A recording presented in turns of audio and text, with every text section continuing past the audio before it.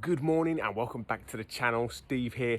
So if you've been watching my latest series, you've seen I've just finished a lovely bit of composite decking, but that is done. We've ticked the box. It looks flipping stunning. The client sent me pictures yesterday of like the gazebo all on it.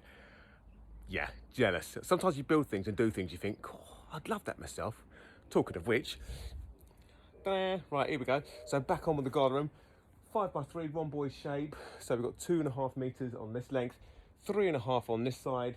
The plan for today is I've got a bit of weed membrane, which I didn't have the other day, to finish off this little section, to stop the weeds now coming through. I'm then going to get the floor joists in. So the front ones will be a piece of cake, because they're going to be the same cut all the way through. And obviously as we go down the other end, if I get up a bit high, because I can now, you can see it'll be straight edge here. But obviously get to that end, there's going to be a sort of angle on it, but don't worry, I'll show you how to do that.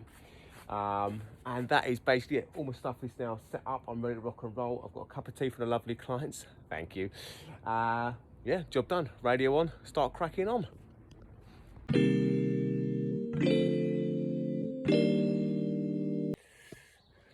Right, here's a little tip for you. So, like I said, I'm going to be fitting the floor joists in a minute.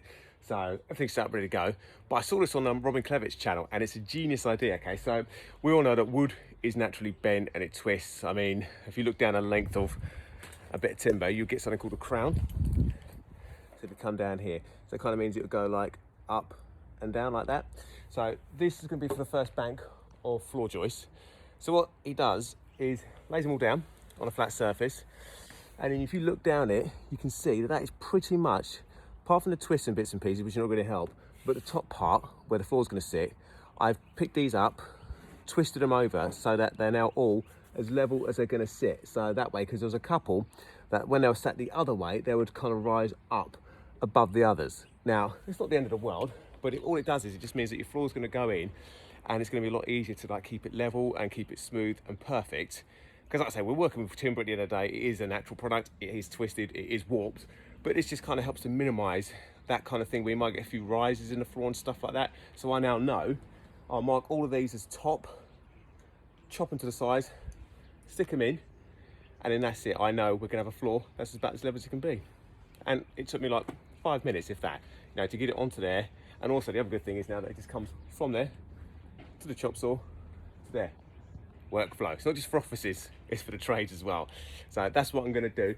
What I'm also going to do, which is slightly different than usual, is I'm going to get them in place, and I'm going to use the nail gun just to hold them, boom, once they're in, and then I'll put the joist hangers on afterwards. Now normally I use joist hangers that kind of go up and over and around and down, which I then have to nail in. But again, I have shifted over to these bad boys. Okay, so basically the nails will hold the joist in place.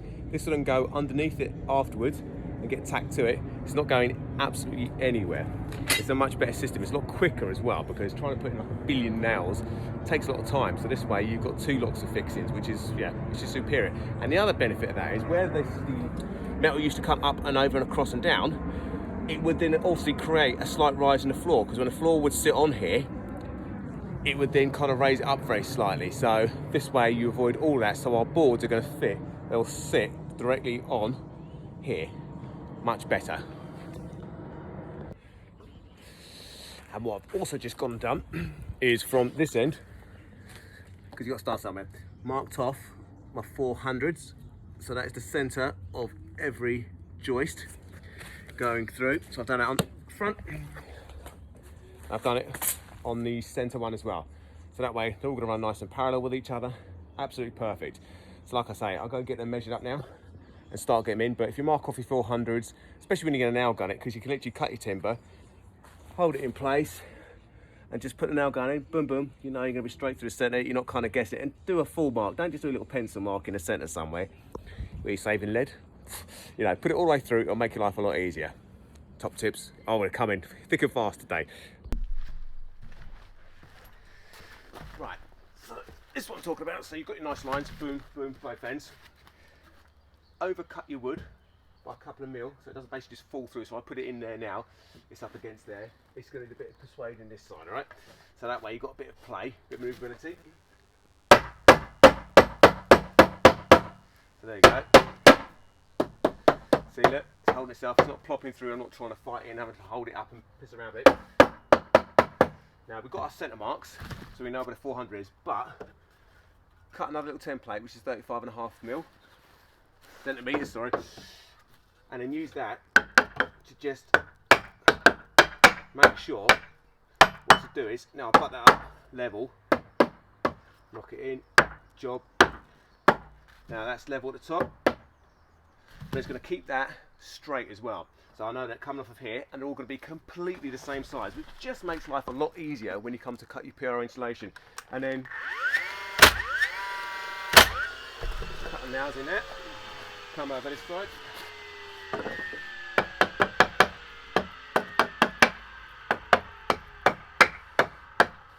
Get it in place, tap it tight, make sure you're happy with the level on the top. And like I say, don't any ridges where you can help it.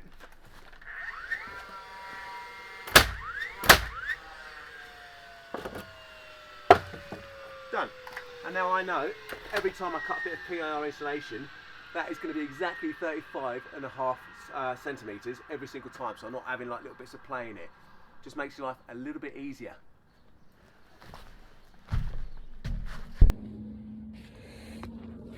Right, rhomboids, angles, what do you do with them?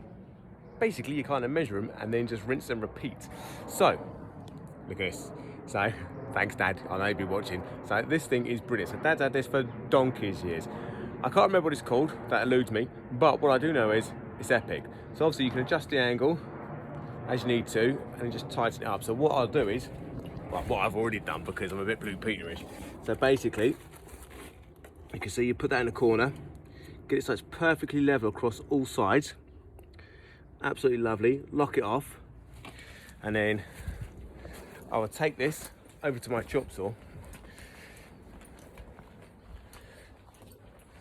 Place the angle up against the straight edge, like that. Get it nice and level. And then that is the perfect cut every single time. Now, that is one side of the story because that's great. So that will mean that every time I do one of the angle cuts at the back, it's exactly the same and it will be rinsed and repeated beautifully. But obviously I still need to do the straight cuts. I still need to cut the length of it, which would then mean resetting the machine back to 90. So, another little trick, take a pencil. And can you see the decent? So basically I'm just gonna mark a pencil mark on there.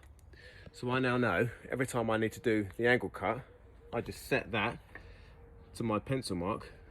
I've got the exact same thing, so that way I can go from the 90 back to the angle to 90 back to the angle, and that's just going to speed things up massively. So that is a great little tip. So yeah, very happy. So now I can start cracking on. The front ones are now all in, so they are now all fitted and done. So they are 90mm nailed, and then joist hangers, as you can see, done, dusted, happy days, and that's about as solid as you can get it. So perfect. So I'll get the back crack now, and then yeah, see how fast I can push on from there. Brilliant. Right, it's warm again, you can tell. There you go. There is all the floor joists now officially in and done. Nice and strong, no bounce, no muss, no fuss. And you can see, if I come down this way, all those angles, absolutely beautiful. Absolutely beautiful. You get the idea. Now when you put the joist hangers on, you can see obviously because it's not square on, you just keep it pinned, get it nailed, and it will just bend and twist to where it needs to go. So that is absolutely beautiful. There's no shifting that. Plus, like I say, 90mm nails through the back as well. So the plan now is going to be, so these 3, 4, 1, 2, 3, those 4 across here, I'm just going to chock up underneath. They are good, there's not much flex at all, but again, while I'm here, I'll just do that bit, chock it up, so that way it just takes any bounce out of the floor.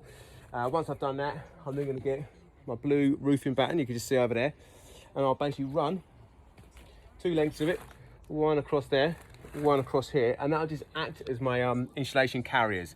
So once they're in and across, I'll then cut my 100mm PIR insulation into the right size, drop it in the hole, and then those bits of batten will just hold that in place.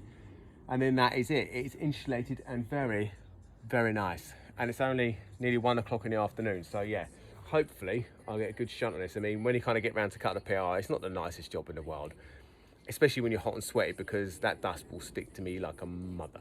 But it's part of the job. It's what you do, right? You know, you sign up for it. That's all there is to it. So I'll get as much of that cut as I possibly can and get as much insulated, and then that's it. That'll probably be it for the day. But wish me luck, because yeah, it's quite tasty and warm. Right, the carriers now. So what I've done is, you can see 2 cut here. You can see very simple cut. So literally at one end it'll be pinned in, this end it'll go there. Job is a good one. Right, the thing is, okay, this wood is what they call regularized, which basically means it's 4 inches, so it should be about 100 mil. It's not, it's 95 mil. So that gives me a very slight issue, because obviously my insulation is exactly 100 mil. So how do we get over that then? Very simple. I just cut a shed load of wooden shims. Took 2 minutes, done. So now with this, what I'll do is, before I fit this, that'll just go underneath that joint, up like that. Oh, sorry, I do tell a lie. It'll go that way around, so the same width as the wood, so it won't get in the way. And then like that, boom, secure it like that. And that now means that a gap down between there, the top of there, and there will be about 105 mil. So it gives me about 5 mil clearance. And that'll just make my life easier. Otherwise, what will happen is, I'll drop the insulation into the space, and it'll just come up and just push against the flooring by about 5 mil or so. So yeah, that wouldn't be a terrible thing, but I don't want it if I can help it, so I should do that. And job is a good one. I'll show you it again in a minute. That was quick, wasn't it? The first one's in, so there you go. And people ask how I fit it, so there you go. There's the little shim, there's the actual carrier made of roofing batten. Just hold it up like that, and with a nail gun, fire diagonally, we're done. Now you can see what that has done for me is, there you go, what's that, 105? 105. Did I do my measurements or what? Yeah, so that's perfect now. So I'll run along, cut the next ones, get them all in, and then it'll be time to cut some 100 mil PIR insulation and get super sticky and super dusty. Oh, I can't wait.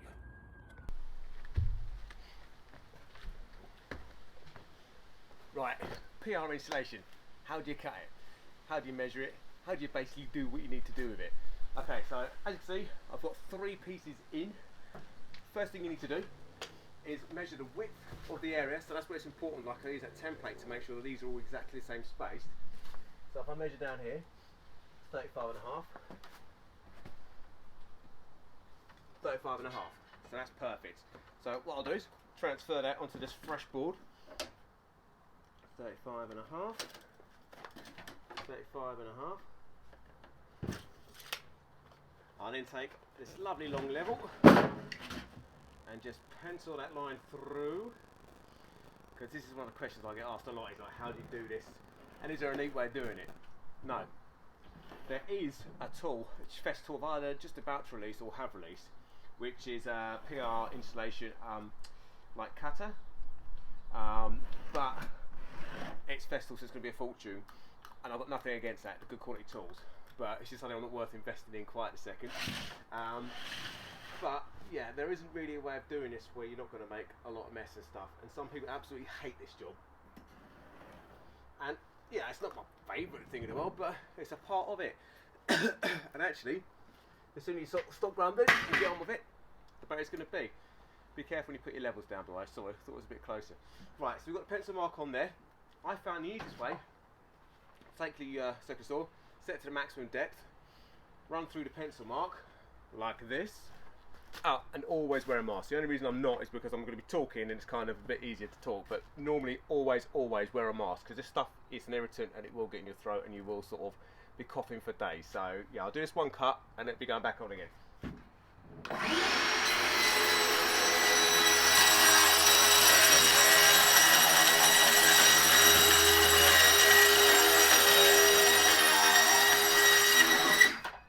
And the same for goggles, wear goggles. Now if this was 50 mil, that'd have gone straight through it, it'd be chopped, easy peasy. But because it's not, and it's 100 mil, we're only halfway through it. So I find the easiest way to finish it, hand saw. Tricks with this is you've already cut halfway, keep the blade vertical, right? So you kind of cut it at an angle like this, the bottom part of the cut can sometimes become a bit wavy. So if I finish it like this, you're following a straight line, that saw is already created. The other thing is, once it's on like trestles, it's a lot easier. So make sure it's definitely on both sides. When you kind of hit something, pull the blade up, slide it down, carry on. And the good thing about that is it means that the whole thing is still supported no matter what. So this is a bit less messy than the circular one.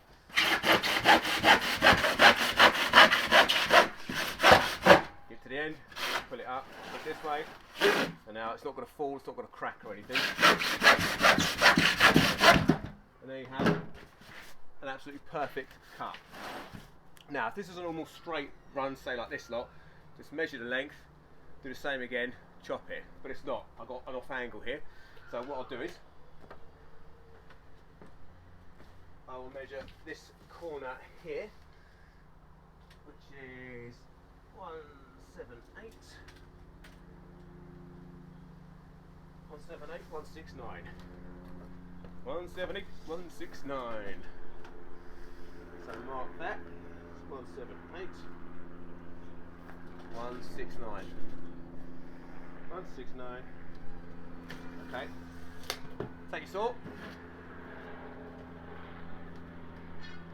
Mark those 2 points. Diagonally. Wait for the helicopter to go. Again, run a circular saw through. Bring it up so you're just overhanging. Wear a mask or hold your breath in this case. Over this end here. Straight down cuts. Nice and controlled. And there it is. And now, so now should go. Oh.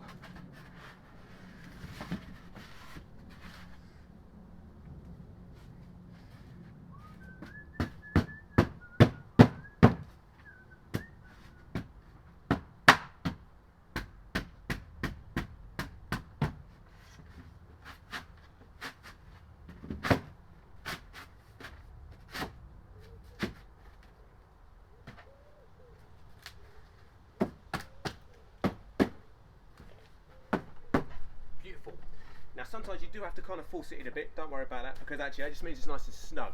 So, because what you don't want to do is cut it short and it just plops in easily, because you want a bit of resistance either side. So have yourself a little mallet, just to do that, just give it a little tap as it goes in.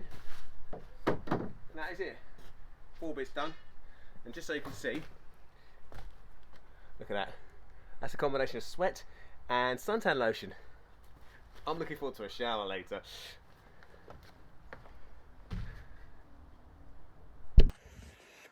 Hello and welcome back. No, it's not the next day, it's still the same day, but that is it done. So that is not a bad old day. So that is all the joists in, all the joist hangers fitted, all the battens for carrying it done. The back is now fully insulated. I'll get the first thing in the morning, I'll get the front insulation in, done and dusted.